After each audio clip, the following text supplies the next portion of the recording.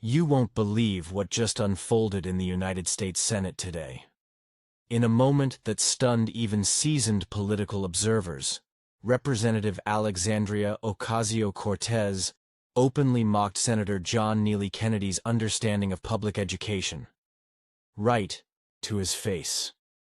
But Kennedy's reply wasn't just a defense. It was an absolute masterclass in Southern composure, intellectual sharpness, and unwavering dignity. The room, charged with political tension, fell into a stunned silence. And moments later, social media ignited like wildfire. What was expected to be a standard Senate hearing, filled with typical exchanges between lawmakers, experts in education, and the usual sea of press cameras, transformed into something completely unexpected. What began as just another scheduled conversation on public education reform evolved into a remarkable and deeply personal confrontation.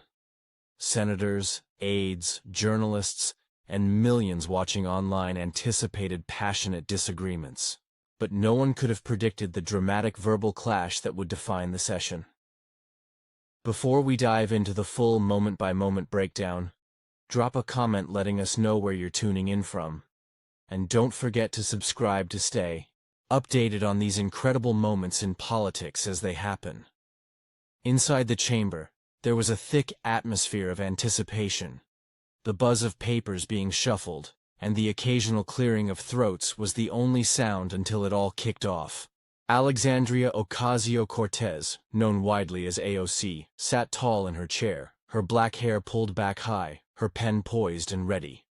Her posture alone told everyone in the room she had come prepared. But not just with data or policy points. She came armed with conviction and rhetorical firepower. As a progressive leader and social media phenomenon with over 13 million followers, AOC understood the stage she was on. Every phrase she uttered had the potential to make headlines, go viral, and draw sharp ideological lines. She wasn't there simply to debate policy. She intended to make a stand, one that symbolically countered the conservative philosophies embodied by Senator Kennedy. Earlier, the hearing had already begun to heat up. Senator Kennedy, known for his warm Southern drawl and homespun logic, had just concluded his remarks. He defended his conservative position on reducing federal spending for education, arguing that schools would perform better with leaner budgets and more streamlined operations. He emphasized the importance of parental choice, suggesting that families should have more say in which schools their children attend, rather than being restricted by a one-size-fits-all government-run model. His tone was calm, his reasoning measured, and his rhetoric sprinkled with Southern simplicity. Several senators nodded in agreement. But AOC was not one to remain silent in the face of a philosophy she felt overlooked marginalized communities.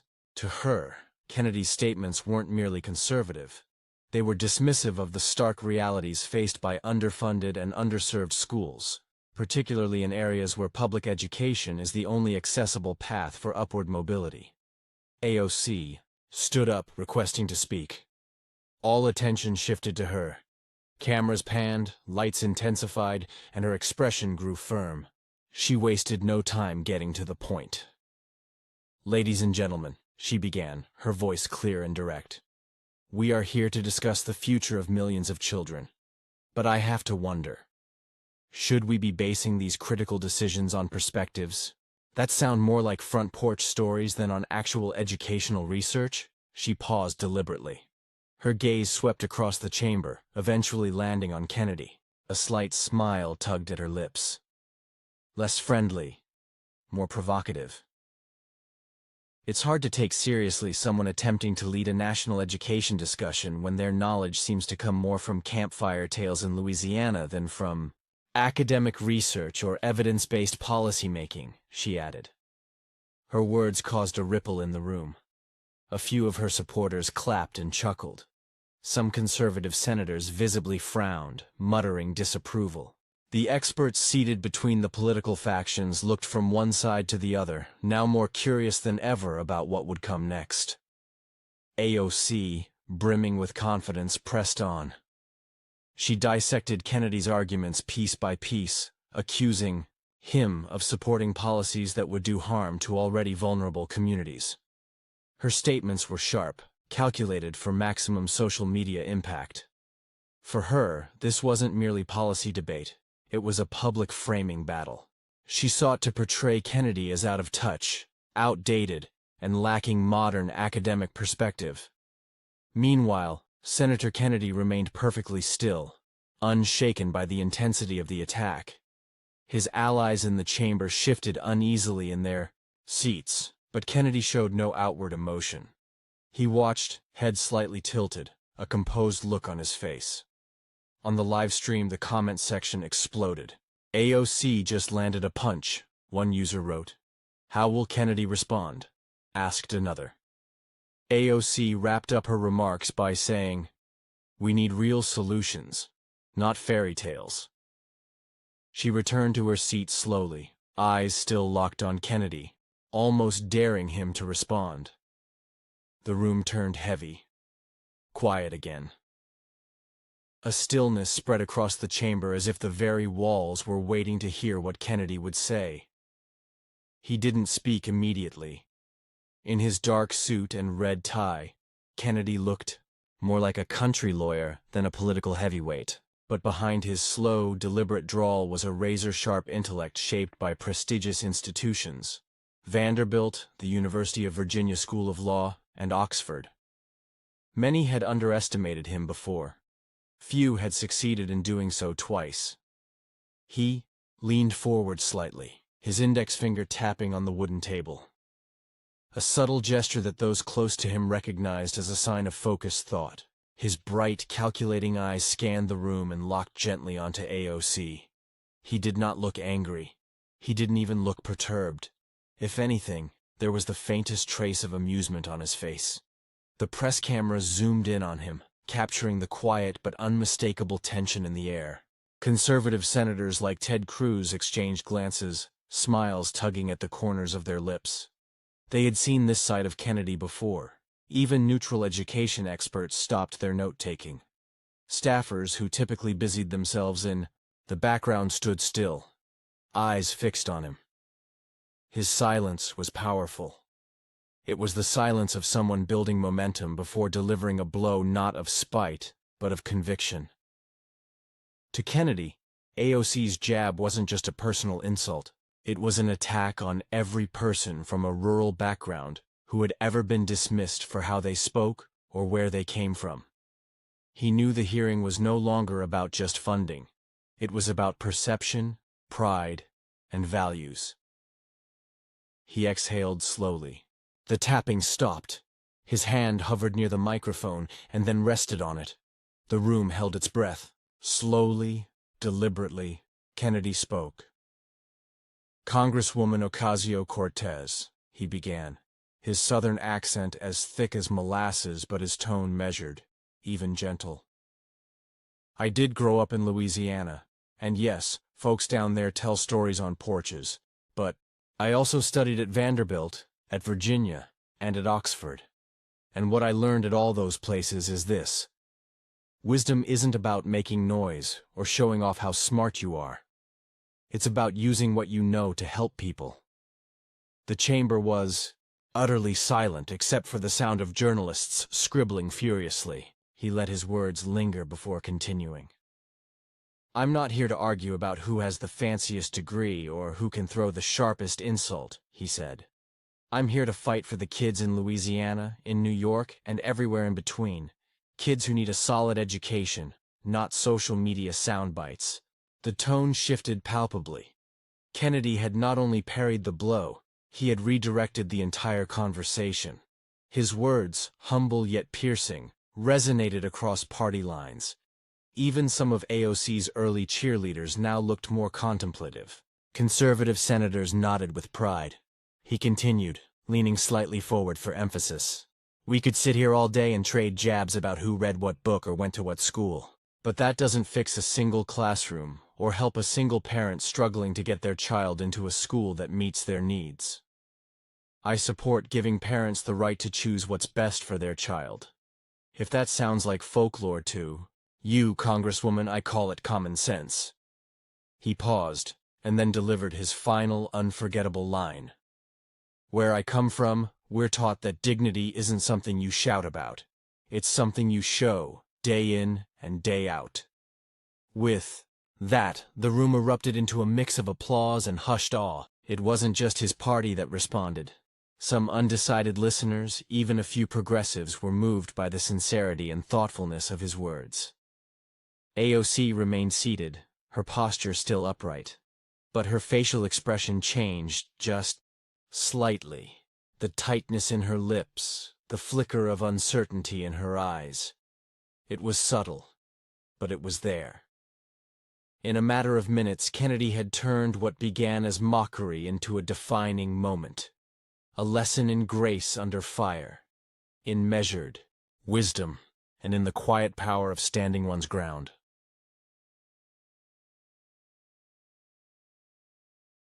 The applause faded, leaving a charged silence with every eye on John Nia Kennedy. Alexandria Ocasio-Cortez, still upright and intense, looked like a warrior who had just delivered a sharp blow, poised, watching, ready for a response. But Kennedy was in no hurry. Calm and collected, he placed his hand on the table, his sharp gaze scanning the chamber, measured like a man weighing each step before crossing a river. He stood slowly, each motion deliberate, reminiscent of a Louisiana farmer stepping into damp soil after rain. The cameras lit up his face, revealing faint creases at his eyes, signs of a man who had weathered many storms. With a soft adjustment to the mic, the room fell silent. A subtle, confident smile touched his lips, not smug, but assured. His voice, deep and resonant like a morning church bell, instantly commanded attention. "Congresswoman Ocasio-Cortez," he began, his eyes steady, not confrontational, more like a teacher ready to guide. "I hear you. You speak about the Bronx, about kids needing better schools. I agree. Children should come first. But I come from Louisiana, and we've learned that throwing money at problems doesn't always fix them." His words were simple, yet struck deep, like velvet over steel. No insults, just a pointed challenge to her approach. A few conservative senators in the back nodded, their eyes alight. AOC's supporters, previously fired up, fell quieter, absorbing the weight of Kennedy's calm rebuttal. Journalists began furiously typing, realizing this moment would quickly go viral. Kennedy raised a hand gently. He wasn't done. "We can argue policy all day," he said, his voice warm, his tone now lighter, almost like a grandfather telling stories by the fire. "But real help doesn't come from slogans or grand schemes. It comes from giving parents choices, letting teachers teach freely, and making schools efficient. That's how we change lives." He wasn't just countering AOC. He was offering something, an alternative, a vision. Then, turning back to her, still composed and focused, he added, "You're right to fight for these kids, but staying loyal to a system that's failed them isn't the answer. In Louisiana, we learned that repainting a broken house doesn't make it whole." Applause filled the chamber, louder now, not just from his side, but also from some undecided attendees. Even a few skeptics gave subtle nods. An education expert seated among the guests smiled slightly, as if acknowledging Kennedy's logic had landed hard. AOC, still composed, tilted her head slightly. Her expression held a hint of caution now. She hadn't expected Kennedy to match her fire with grace. Her team began posting, trying to steer the narrative online. But in that moment, the room's energy had clearly shifted. Kennedy finished with a calm, weighty statement. "We're not here to bicker for fame," he said, voice low but clear. "We're here to build a better future for our kids, and if we agree on that, I believe we can find a way." He sat down slowly, his gaze sweeping across the chamber like someone who had just fulfilled a responsibility. More applause followed, strong, sustained, from both supporters and those who'd been on the fence. AOC gave a small nod. Her face, composed, but her eyes showed reluctant respect. Cameras captured every angle. Journalists were already crafting headlines. Kennedy closes, debate with dignity. Online, the real explosion began. The clash between Kennedy and AOC became the talk of millions. Clips from the hearing flooded social media, from AOC's jab to Kennedy's measured reply. Her online fanbase of over 13 million sprang into action. Supporters defended her fiercely, arguing she was challenging outdated conservative ideals, not Kennedy personally. One user posted, "AOC is right. We need to invest in public schools, not go backwards with Kennedy's old-school mindset." Another wrote, "She's fighting for the Bronx kids. She's not afraid of anyone." These posts quickly gained traction, especially among younger audiences who see AOC as a voice of change, but Kennedy was gaining momentum too. His calm, folksy manner won admiration. Conservative and moderate accounts praised how he had handled the situation with dignity. One tweet read, "Kennedy doesn't need to raise his voice. He just gave a masterclass in debate." A short clip of him saying, "We're not here to bicker for fame," was shared tens of thousands of times, captioned, "This is what leadership looks like." Supporters from southern states took pride in his performance, calling him a symbol, for those often overlooked for their accents or backgrounds. Influencers chimed in. A young centrist commentator tweeted, "AOC brought fire, but Kennedy brought wisdom. He reminded us that politics isn't theater." A progressive influencer countered, "Kennedy stayed calm, sure, but calm won't fix schools in the Bronx. AOC is fighting for real change." The clash had become a national flashpoint. AOC, recognizing the online reaction, posted, "Today I stood up for kids who deserve better public schools. This was never about individuals. It's about our future."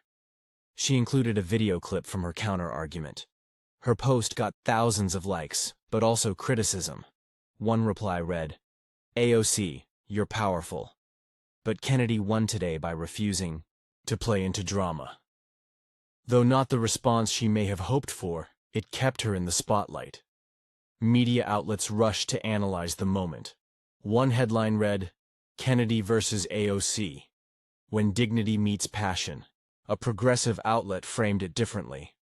"AOC ignites debate on public education. Kennedy scores with calm." These pieces were shared widely, helping the story grow far beyond the walls of Congress.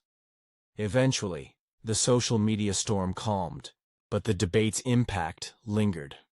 Conversations about the exchange echoed in households and online spaces across the country. What began as a hearing on education reform became a cultural moment, revealing deep divides and shared values alike. As cameras shut off and staff filed out, it became clear this wasn't just a political skirmish. It was a reflection of deeper truths about how Americans want their leaders to act in times of conflict.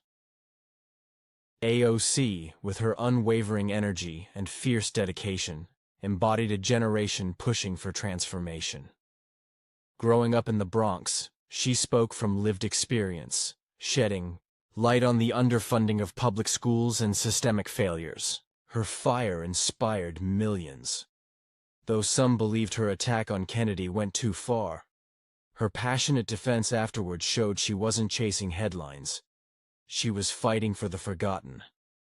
Kennedy, on the other hand, demonstrated an older, but no less powerful form of leadership. With his Southern charm and academic background, from Vanderbilt to Oxford, he turned what could have been a viral takedown into a masterclass in respectful debate. He represented those who value steady reasoning over soundbites, and his call for collaboration struck a chord with Americans tired of political theatrics. This clash wasn't about a winner or loser. It was about two visions for the future. AOC reminded the country that passion is fuel for progress. Kennedy showed that sometimes restraint is power. Together they sparked a national conversation that extended beyond education. touching on dignity, responsibility, and how we face our differences. The debate between Alexandria Ocasio-Cortez and John Nye Kennedy in the 2025 Senate hearing became more than a memorable exchange. It became a mirror, showing America's hopes, frustrations, and longing for leaders who can disagree without division. In a time of noise and outrage, their moment offered something rare: clarity.